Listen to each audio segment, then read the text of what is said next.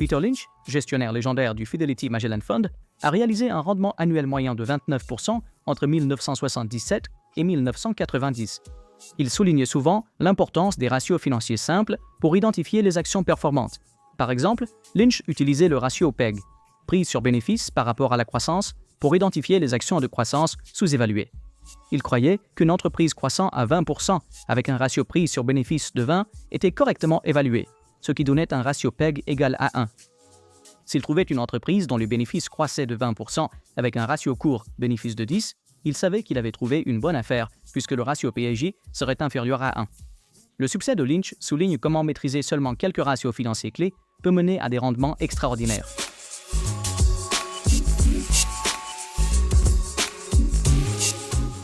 Les ratios financiers sont des comparaisons mathématiques dérivées des états financiers d'une entreprise. Ils permettent aux analystes et aux investisseurs d'évaluer rapidement certains aspects de la performance d'une entreprise, tels que la rentabilité, la liquidité, l'endettement et la valorisation. Utilisés correctement, ils aident à comparer des entreprises à travers différents secteurs ou à suivre les changements au fil du temps.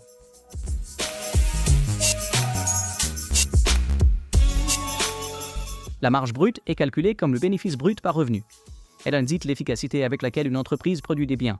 La marge d'exploitation est calculée comme le revenu d'exploitation par revenu. Elle mesure combien de profit une entreprise génère à partir de ses opérations principales. La marge nette est calculée comme le revenu net par revenu.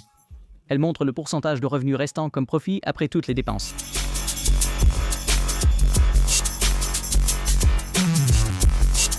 Le ratio de liquidité générale est calculé comme les actifs courants par les passifs courants. Il mesure la capacité à couvrir les obligations à court terme. Le ratio de liquidité immédiate est calculé comme les actifs courants moins les stocks par les passifs courants.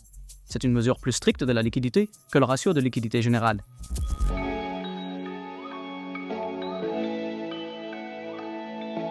Le ratio d'endettement est calculé comme la dette totale par les capitaux propres des actionnaires.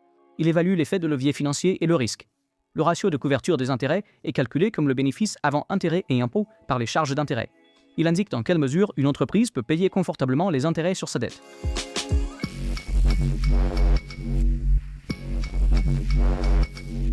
Le ratio court-bénéfice est calculé comme le prix par action divisé par le bénéfice par action. Il montre combien les investisseurs sont prêts à payer par dollar de bénéfice.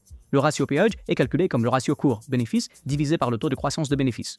Il ajuste le ratio court-bénéfice pour la croissance, ce qui est utile pour l'évaluation des actions de croissance.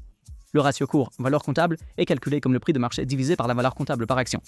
Il compare la valorisation du marché à la valeur nette des actifs.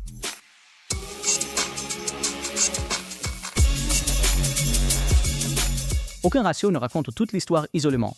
Par exemple, un faible ratio court-bénéfice peut indiquer une sous-évaluation ou de mauvaises perspectives futures.